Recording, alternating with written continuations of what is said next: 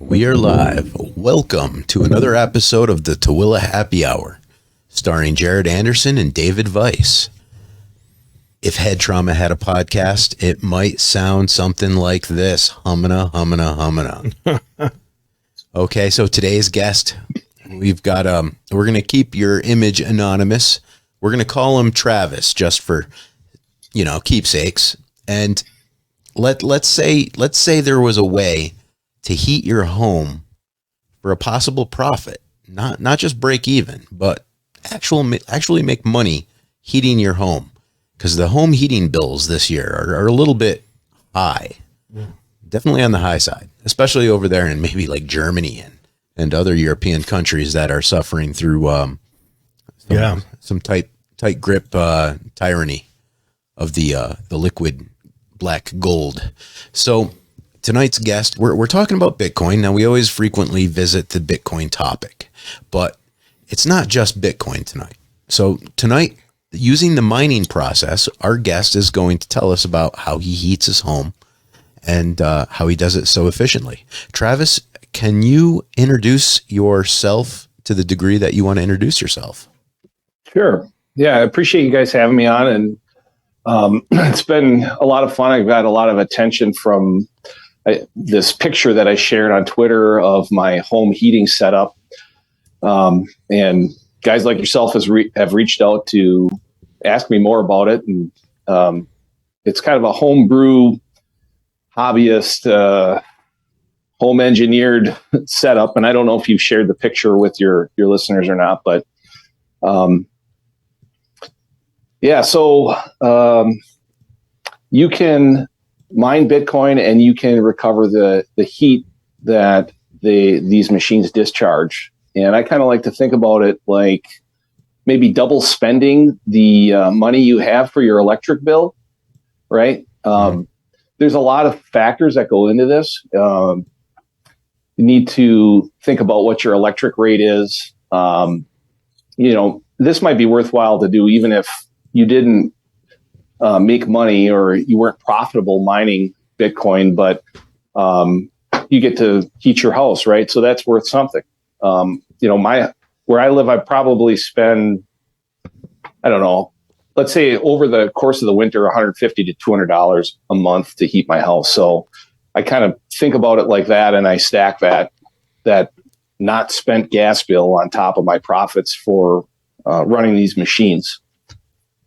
All right. So couple questions. For information's sake, what kind of miners did you get? Where did you get them? Like, if people are interested in picking up some miners.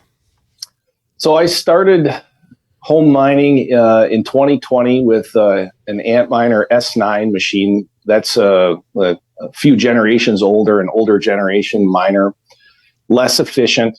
I sent you that picture of my little retrofitted oil burner. I put that S9 inside of there, and now it's like a space heater. I've got it turned down.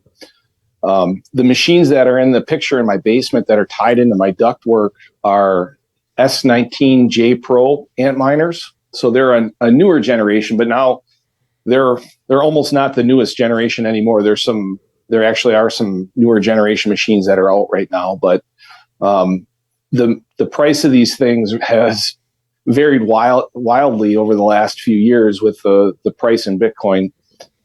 The first machine that I bought, I want to say, was like around $8,000, something like that. And now that same machine can be had for about $1,600.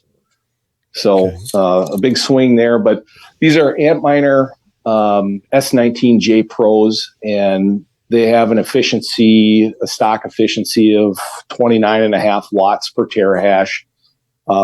Each one of these machines generates about 10,000 BTUs, and I might have that math off a little bit, but about 3,000 watts per machine. And I forget what it is, the conversion there, but about 3,000 watts of electricity per machine. So when they're running, it's about 10,000 watts per machine of consistent heat that's coming out of them. How much Bitcoin are you harvesting off of them? That depends on the difficulty. and it's kind of gone up and down. There's been a lot of volatility with that too. So right now I currently have 5 machines, and let's see here. If I leave, there's a lot of nuance to this because I'm turning them off and on between off peak and on peak. Now I'm trying a new strategy here, but if they run around the clock, the 5 machines that I have been generating about 180,000 Satoshis per day. So that's 0.0018 Bitcoin per day. And per month, when they're all going, I want to say it's like 0.05, 0.06, somewhere in there, if they're running around the clock. But like I said, I'm trying this new strategy, and there's a lot of nuance to getting this just right to maximize the profits, because you might have a big swing in your electric rates. My off-peak rate is about 5.5 cents a kilowatt hour, and my on-peak rate is 19 cents a kilowatt hour. Big so, difference. I'm still very slightly profitable if I just run them straight through the week and just let them go. But I'm more profitable if I turn off during peak hours, if that makes sense. Right. And do you find that it only takes about 3 of those machines to heat your entire house? I think that you can do it with less, honestly, because, we had that cold blast that came through right around Christmas, right before Christmas, right? And you guys probably felt it there too. Mm-hmm. And it was with the wind chill, it was 20 below here. And those 3 machines running at normal power, were able to maintain 71 degrees in the house. I wish I would have taken some videos and some more pictures there, but when that happened, and that was fine. It seemed like the house was balanced pretty good. But then after it warmed up, and it's been pretty mild since then, it's been almost too warm in the house. And so we've been cracking windows to moderate this, and I'm still working on the controls. There's a lot of work to be done. This is not a polished, perfect system just yet, but I've got to start to the controls to monitor things. But just to give you an example, we woke up one day and had 88 degrees in the house, and it was quite toasty. So those 3 machines are able to keep it plenty warm in here. I would say you could do it with less, honestly, but you might need to set up some exhaust and baffles, maybe just tie them to a temperature regulator system like you'd buy for a kegerator, and just have it so when the power comes on, you could buy 3 of them. They're about $25 a pop. So when the power comes on, it kicks a gate and exhausts to the outside, and might be able to regulate it, electrically like that. Yep, 100%. So I've been working on controls, and I think I've got a solution for that. The room that has those machines was like a little utility room right in the basement where the furnace is. Mm-hmm. And there's a washer and dryer hookup, and there's a 4-inch vent to the outside. So I put a fan on that vent to blow cold air into the house. And I've been running that, and that's helped a little bit when it's warmer. And there's a couple benefits to doing that, bringing outside air in. Indoor air quality is a thing, especially in winter if you got a tight house. So bringing in fresh air is a good thing. And then the other thing is that these machines are very sensitive to air temperature, and they run more efficiently the colder the air that they are fed, right? Mm-hmm. So just like that actually they use less electricity then. So fresh air into the house, they run more efficiently, and then the delta across the temperature in and temperature out is about the same. So it actually lowers the temperature in the house a little bit. Now that vent isn't quite enough to cool it as much as I want, as it's been, we've had some 40-degree days here. But the other thing, and I've got some help, there's some Telegram groups and that. There's a Home Mining Wizards Telegram group that's great. If you're on Telegram, that's a great resource. There's a lot of homebrew miners out there that are doing all kinds of fun and crazy stuff, and love to trade ideas and things like that. And some of those guys have helped me to write a script and do some programming. And like we were talking before this show started, I'm a I'm a construction worker. I'm not a programmer. And they were able to help me write a Linux script to control the miners so that they turn off and on per a schedule, off peak, on peak. And what I can get is a little relay to run the fans right off of that same script and that same schedule. So they're turning off and on as I wish. And then the next thing on top of that, what I was going to do is put a thermostat relay on that outside cold air intake. So say, for example, the temperature in the house gets up to 75 degrees. It just turns on and starts blowing cold air into that room, which will lower the temperature of the house. So I got some ideas brewing. It's not quite there yet, but some of the things to think about just for some of those folks out there, that these machines come and the stock fans on them are extremely loud, like not wife approved at all. Like if you think you can, I just want to warn the folks out there that, if you think you can just bring one home and plug it in, the things you need to be careful about is that, they're very loud and the missus won't be happy. I can promise you that. So the solution for that is to change the fans. And on that picture, you can see I've got a single inline fan off of each one of those machines, and I remove the stock fans. And the stock fans are little square 120 millimeter fans, and they're very loud. You wouldn't want to have them run in your house, or maybe you could tolerate it, but it just wouldn't be as pleasant. But these inline 8-inch fans are very quiet, and when all three of those machines are running, it's actually quieter than my furnace fan. So that's wife approved. That's an important thing. Yeah, very much so. Now she's been supportive. Is there a fire hazard at the source of those connections? That's a great question. And, just to warn all the folks out there who are thinking about doing this, there's a lot of electricity involved. These things are industrial computer servers, and they take a lot of electricity. So you need to make sure that all your electrical components are sized correctly. If you're not comfortable messing around with the electrical in your house, then you need to get the help of an electrician to make sure all this stuff is sized right.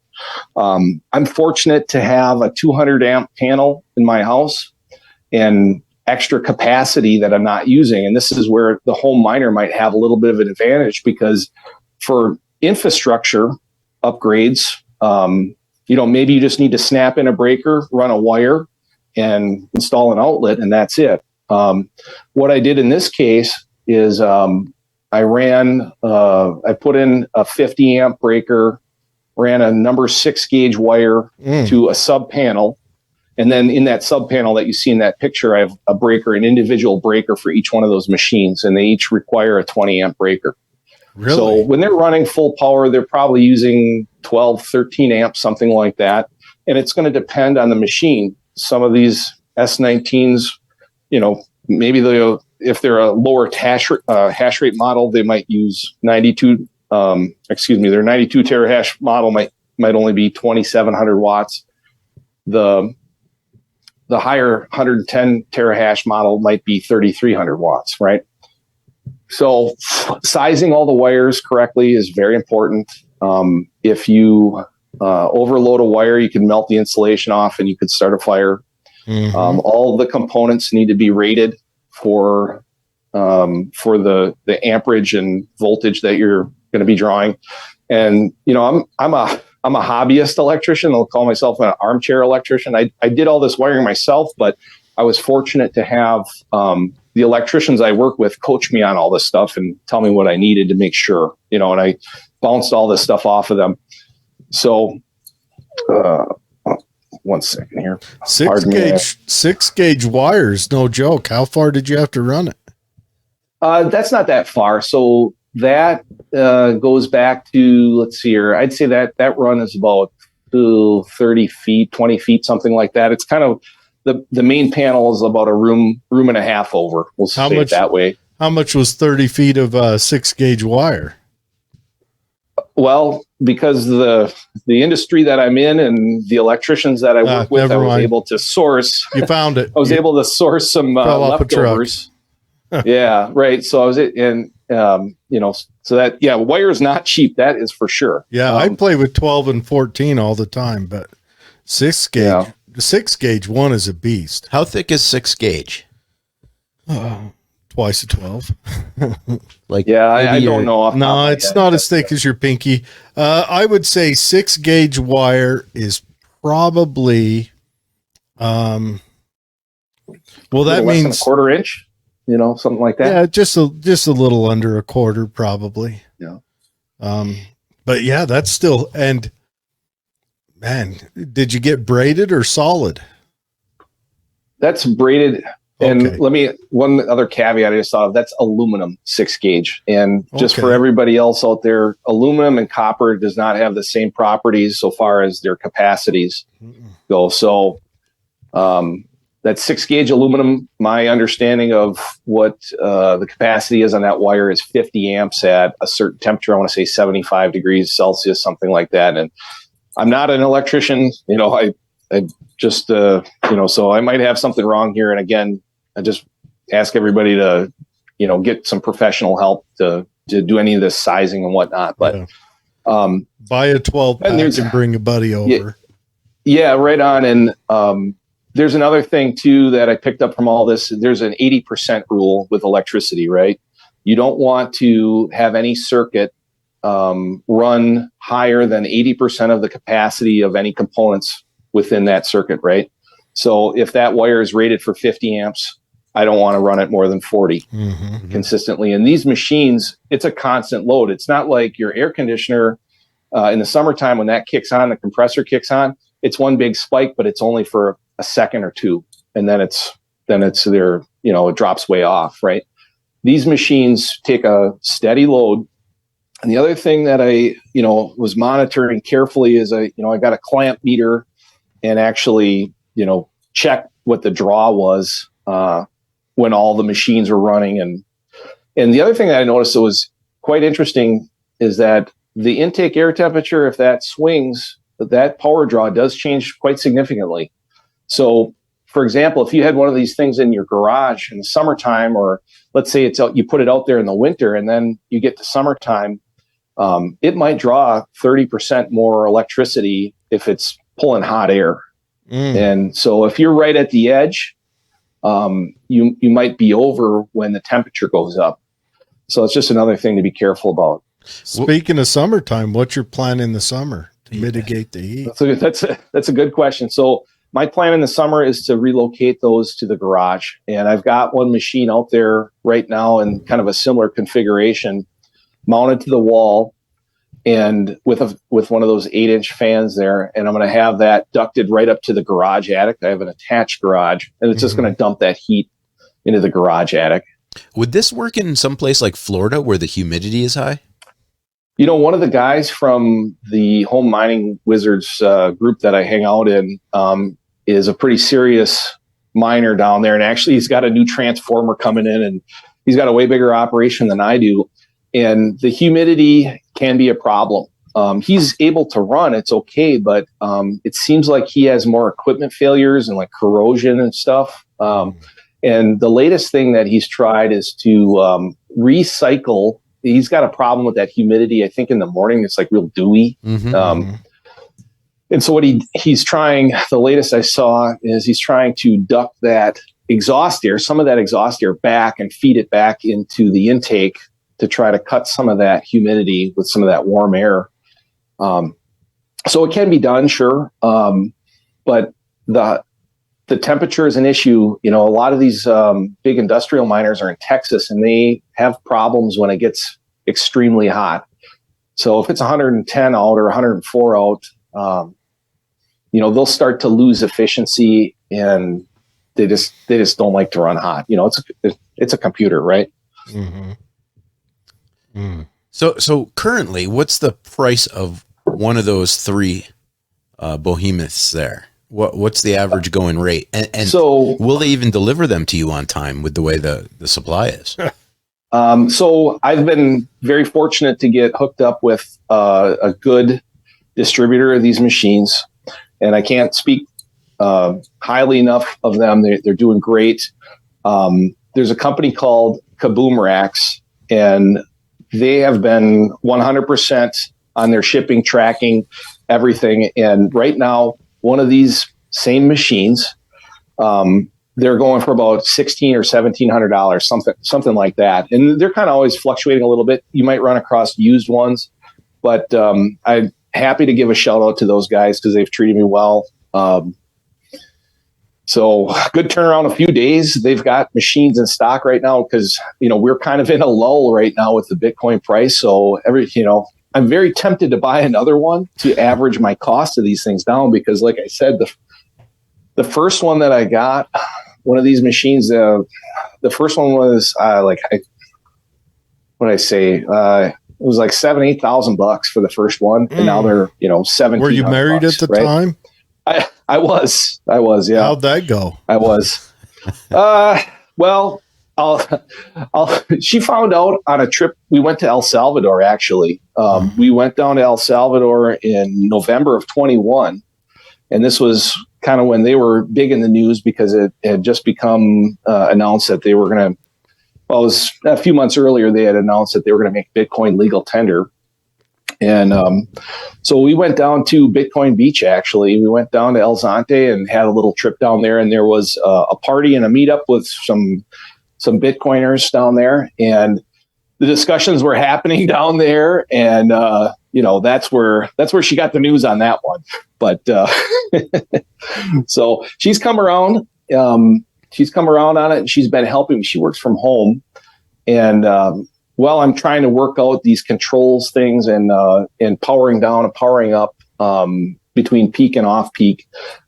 She's even, firing them up and turning them off for me and whatnot. So, good. So far so good.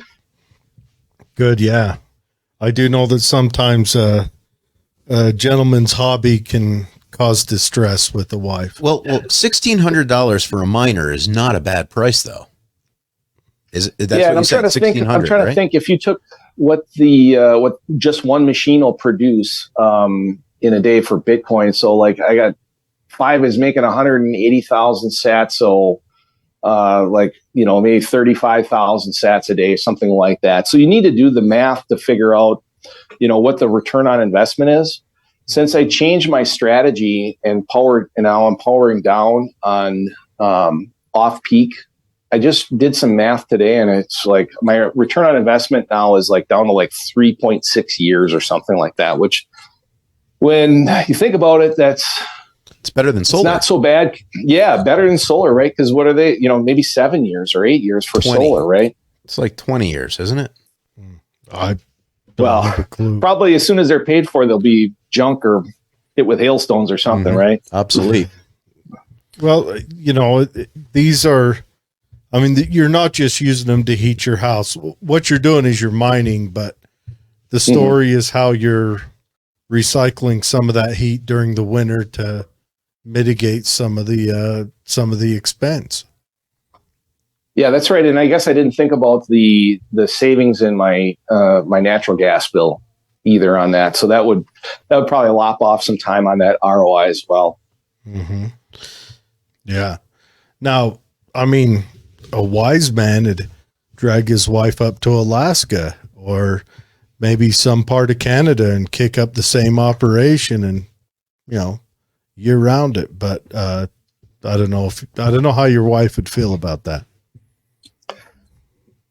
Yeah. The whole thing with this is you have to look at your electric cost. Mm-hmm. And I was able to negotiate a lower rate with my utility. The utilities want to sell electricity off peak. They don't want to have users on peak. Mm-hmm. And my local utility has it's called a business demand response program. And I think the only reason they talked to me is because I was already running for a while with a machine or two and actually had a pretty meaty bill already and usage. And so what happens is 50 hours a year, I'll get a call and a text and an email saying, hey, between 5 and 8 p.m. today, it's critical peak. And I have a 1 hour notice. And then for those 50 hours of critical peak time, it's 99 cents a kilowatt hour. So I can stay running if I want, but it's very expensive. But now, and that critical peak time is almost always going to fall on top of when normal peak time would be anyways, right? But now with shutting off during peak and just running off peak, it seems like the way to go for me. I'm not mining as much Bitcoin, but my electric bill is significantly lower. And I can take that leftover saved money from my electric bill. If I wanted to buy Bitcoin, I could do that. But, one of the things that people don't realize too is that when you mine Bitcoin, it's KYC free Bitcoin. And what that means is when you buy Bitcoin off of an exchange, you have to send a selfie. You have to, give them all your information. They want all, for the government, all that.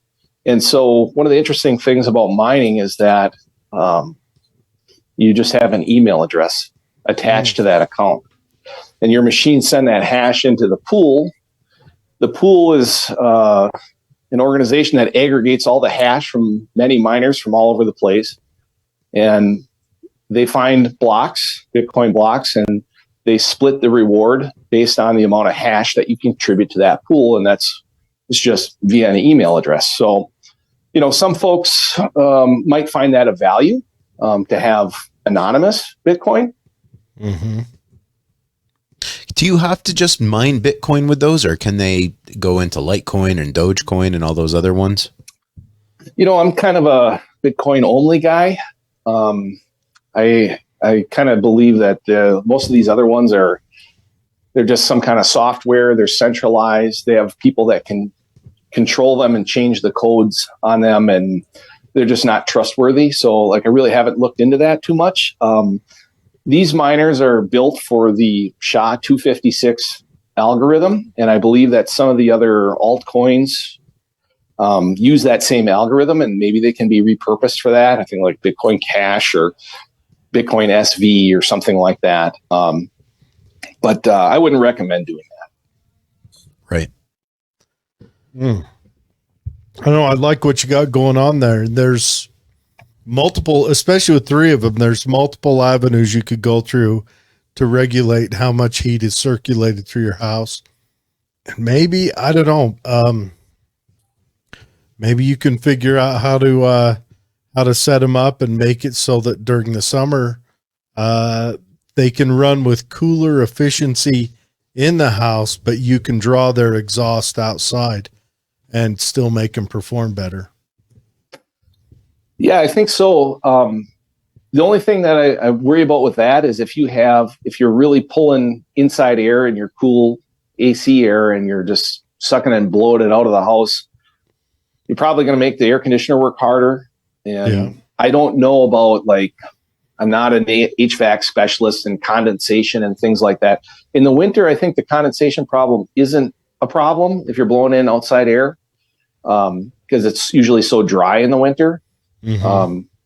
But in the summertime, I just don't know enough about that. But I'm working on the controls. What I'd like to do, and if I can get my script working properly to time the machines off and on a schedule, to match peak off peak, to turn the fans off and on, to turn the outside air intake fan off and on as needed. A little simple control box, and you could run the script and all of this from a little Raspberry Pi computer. It's like a little $150 single board computer.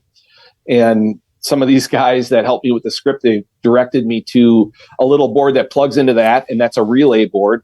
And you can control all of this really basically from a desktop computer or what have you, right? So if you could have the way that I guess you scale this is if there was a standalone control box that had, you plug in the miners here, you plug in your network cable, you plug in your fans, you run your thermostat or your, maybe you can even tie it into your thermostat or whatnot and have it all like a standalone one-stop box to control it all. I think that kind of stuff is going to come. I think there's going to be Bitcoin mining boilers that make hot water. There's some of these newer machines are hydro units and they're liquid cooled. And some of the miners are doing immersion, where they submerge the complete machine in mineral oil. It's a dielectric fluid, so they can run submerged in this oil, and then they run that hot oil through a heat exchanger, and then you can pipe that hot water, wherever you want, or use it however you need. And wow. If these machines can break even for their electricity, but then you can monetize or somehow use that heat, and it's cold in the winter where you guys are, it's cold in the winter where I am, I just can't imagine a future, if this continues to be a thing, if Bitcoin continues to be a thing, and I think it will, that everywhere that you need heat for anything, it's going to be one of these ASICs.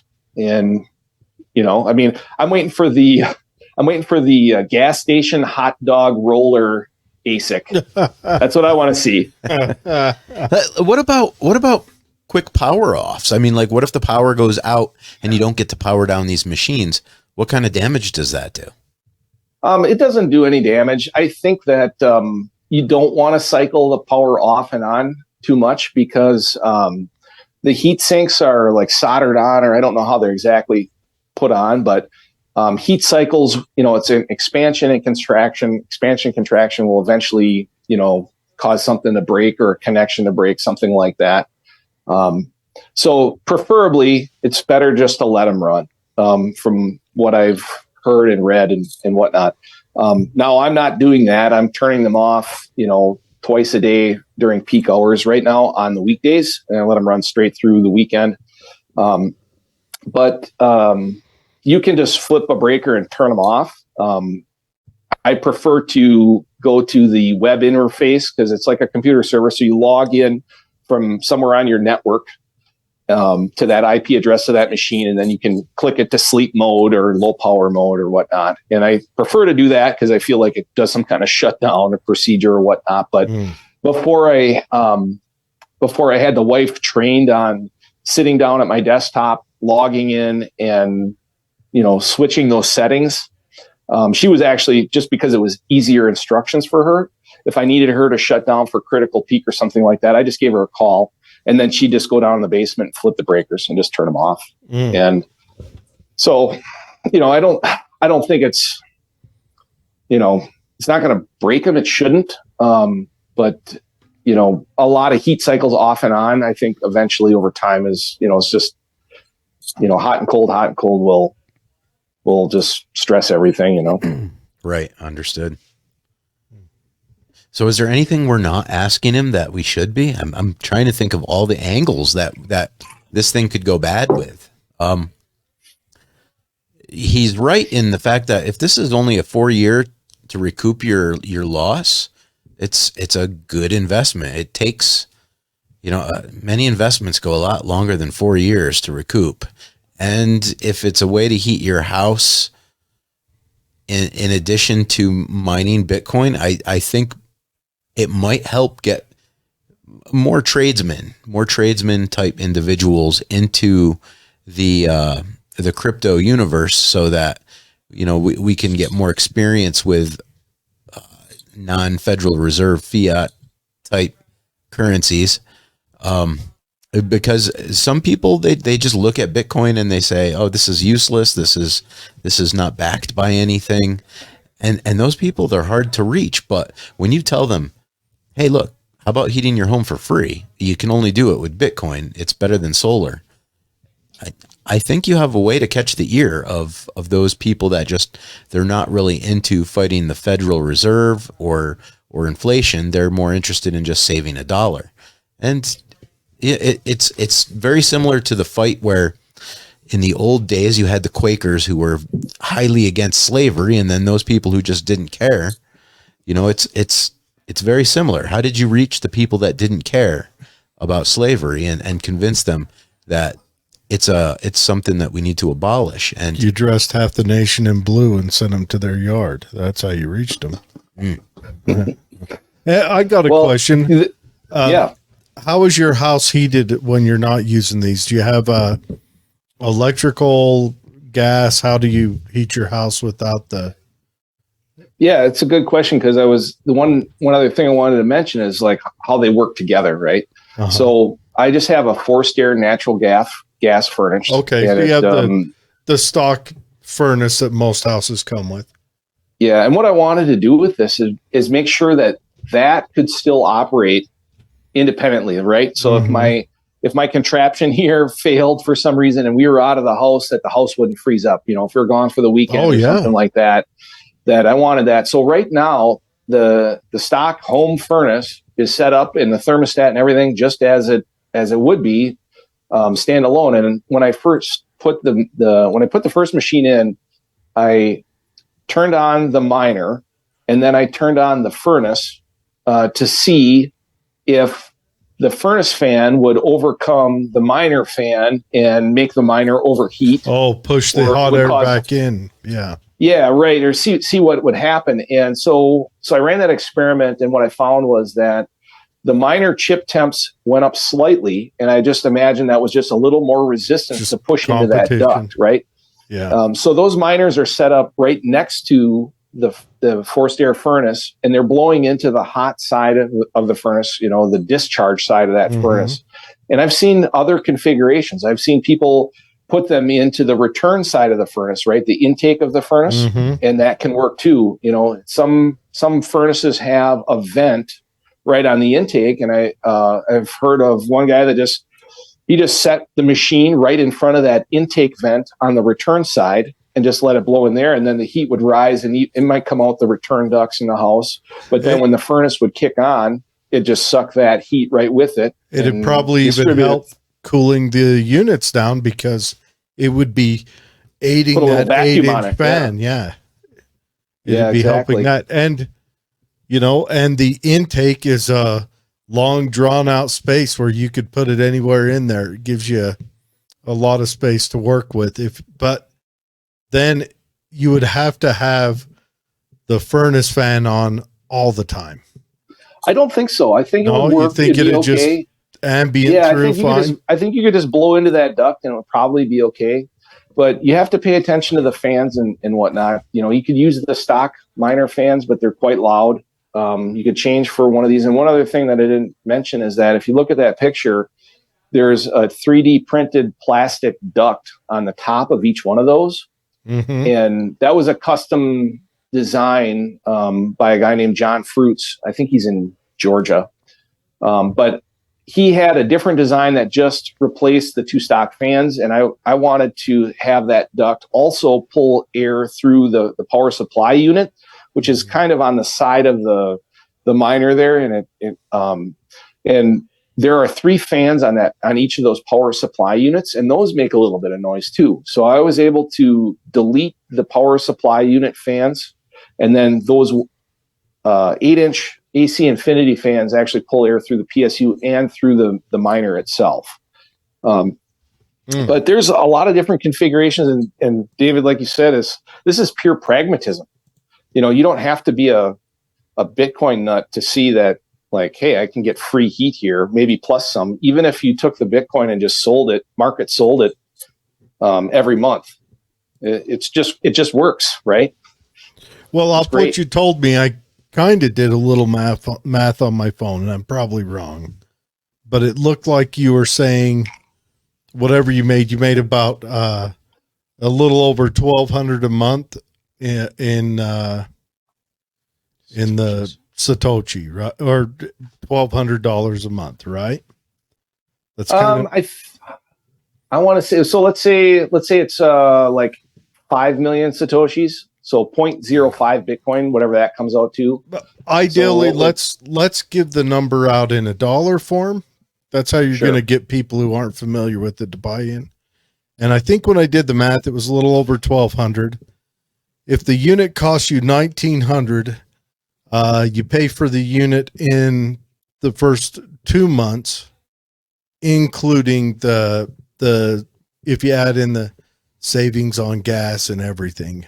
And then you've got the unit paid off. Now you do have to pay on the other side in the summer. Then you're just paying for the unit to run electricity. So, well, I think there's a little, I want to just I'm running 5 machines in my house, right? Mm-hmm. So I think you got to divide that by 5. Okay. So it's not quite as rosy as that. But if you're making $200 a month, okay, let's just say one machine, you're making $200 a month. So you're breaking even on a gas bill. So that's a tough one. What you're doing by adding it to heating your house is you're making it so that there's a little more net profit. Yeah. And there's a lot of different ways to do this math, but, and there's things that actually one of these guys that helped me with this miner script helped me do some math, and he's a bigger, more industrial miner. And there's something called hash price. And I believe hash price is the amount of Bitcoin, or the price in dollars that 1 terahash will produce in a day. And I think it's like 6 cents right now. So if you have a 100 terahash machine, which is about what these machines are, they'll produce about $6 a day in Bitcoin. Okay. So if that makes it a little easier. All right. So $6 a day. And then you'd have to do the math on how much electricity they consume. So if it's a 3,000 watt machine, you need to multiply that times the rate of the kilowatt hours, rate per kilowatt hour. So, if I'm at 5.5 cents, that's 3 kilowatts times 5.5 cents times the number of hours in a day that you're running it. So then you can figure out per machine what the cost is to run it. And then if you're turning off during peak and you only have some hours, or you're running some low power mode, which is more efficient, then you need to, that kind of changes some things around, right? So there's a lot of math involved with it. And I just caution anybody before it sounds fun and it's exciting and all that, but there's a lot to it. And you need to really do your homework first before you kind of ape into this. I would just suggest that you're really doing the math on what it costs to run these things and what they're producing. The other wrench that could get thrown in to this whole mix is the difficulty adjustment. And what that is the more hash rate that comes online, the faster the blocks will be found. And the protocol, the Bitcoin protocol, or the algorithm, or whatever you want to call it, is designed to get the blocks to come out at an average of 10 minutes per block. And if they start coming faster over a 2-week period, I think it's like 2016 blocks, it's roughly 2 weeks. If the average block time is less than 10 minutes, the difficulty adjustment happens automatically. And it makes it harder to find the next block. It slows them down a little bit. So that slows down the rewards a little bit. So the more hash rate that comes online, it's like if there's a big industrial miner and they put on, 80,000 machines or something like that. We just saw a 10% difficulty adjustment just I think yesterday or the day before. So that means you're going to earn 10% less Bitcoin. What do you think caused that difficulty adjustment? Price rise. Someone in the world jumped on, started up a farm? Yeah, no, I think there was something that caused it. It was that big cold streak that came in. The Texas miners, all the industrial miners, they shut down for demand response, right? So they've got, there's so many interesting caveats to all this, because more Bitcoin mining strengthens the grid. More Bitcoin mining is going to bring in more renewable energy because there's a buyer for that energy right off the bat. But anyways, I'm getting sidetracked here, but there was this big cold streak that came down. All the Texas miners shut off, and there was a difficulty adjustment down because a lot of hash rate turned off for a while. And then all those machines turned back on.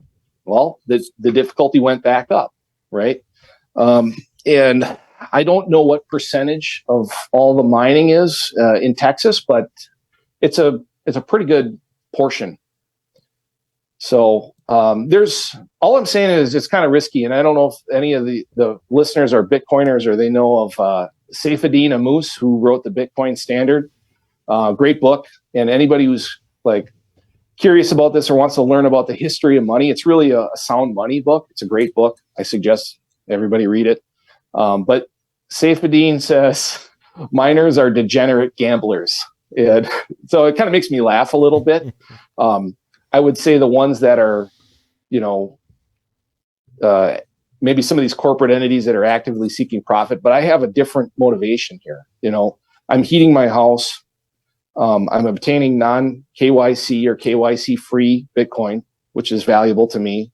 I'm supporting the network, and I'm helping to decentralize the network. Right.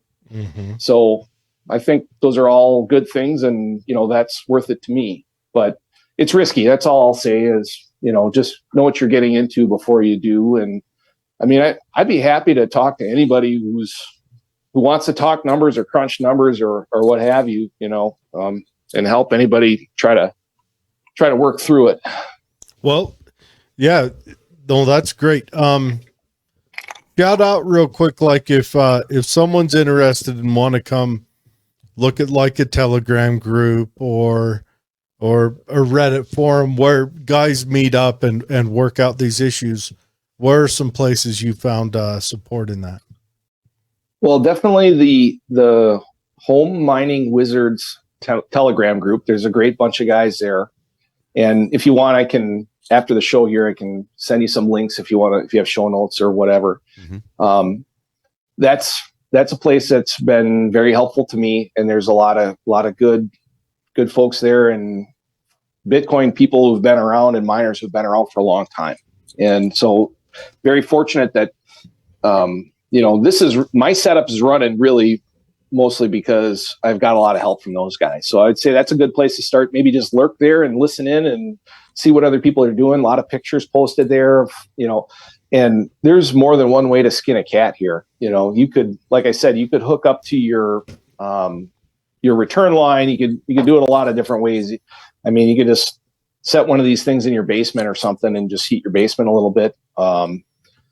There's a lot of different ways to do it. So, if somebody wants to send me a DM on Twitter, my DMs are open, and I'm just at Bitkle, Bitkle.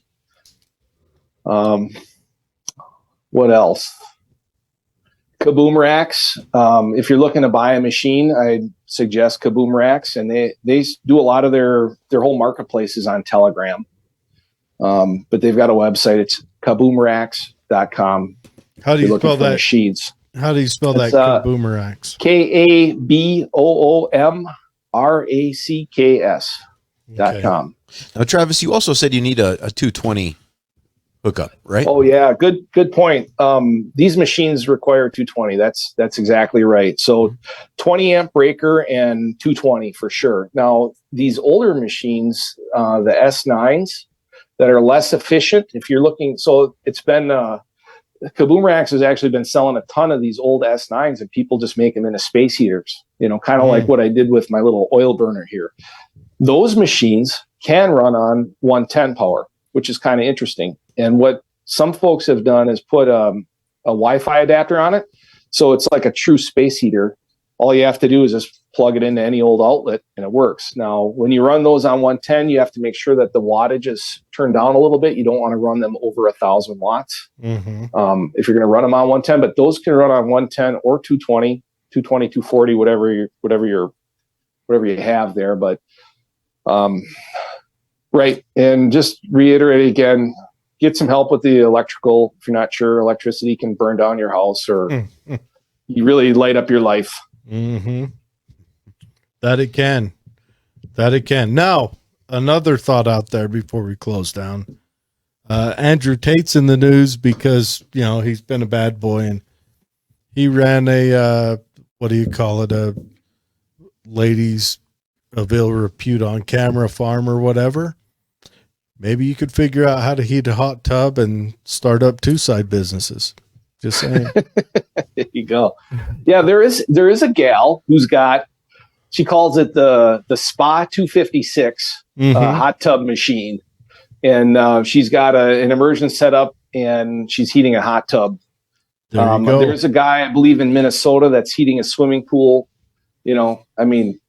what's maddening to me right now is everywhere I look, I see a place where we could install one of these things. And I actually asked my boss if I could bring my space heater into the office, and just because I'm a full disclosure guy, hey, I want to do this. And it's just like the other 20 space heaters that are in the office. But it does this other thing, and I got rejected just because it's just an unknown thing that is like, I just don't know enough about it. I can't let you do that. And I said, well, how about if I donate $1 a day to we have a couple of charities, local charities that we always donate to. I said, every day I plug it in, I'll donate $1 a day.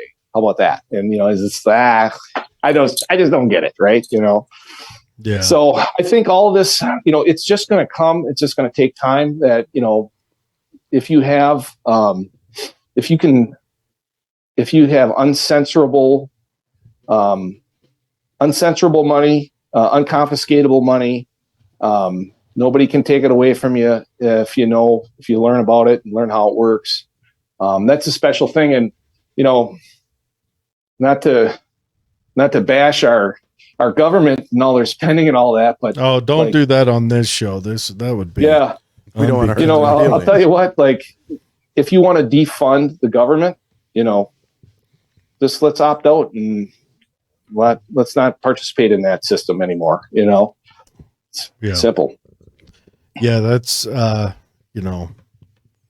I don't know. I don't think the government ever saw a project they didn't think they could screw up. So, yeah. And again, it's like you're trying to convince people to end slavery back in the 1700s. It's going to take time. Yeah. Yeah. All right. Well, thanks for coming on, man. I think this is cool. I like where your head's at. Looking at different ways you can apply this process to, cheapening other parts of your life. It's a lot of fun. Fun. And I appreciate you guys, your interest in having me on. And it's been a lot of fun for me to see all the attention this has got. And I think it's just because of how it looks. Maybe it just looks different or something, but it seems to be working and needs some work, needs some fine tuning, if I can get the controls right and all that. But thank you very much. Hey, I'm going to say it right now that you're the looks of it looks clean. You've got what looks like a clean operation down there. I don't know crap about the miners, but I do work in the trades and it looks clean. It looks like you did good work. Thank you. Yeah. All right, everyone. Remember Home Mining Wizards on Telegram, and finding you're at Bitco. Bitckle. Bitco. You remember that movie, Taxi Driver? I do. Travis Bitckle. Yeah. Okay. And then if someone put a little twist on that. Yeah. All right, cool. And if someone's interested in,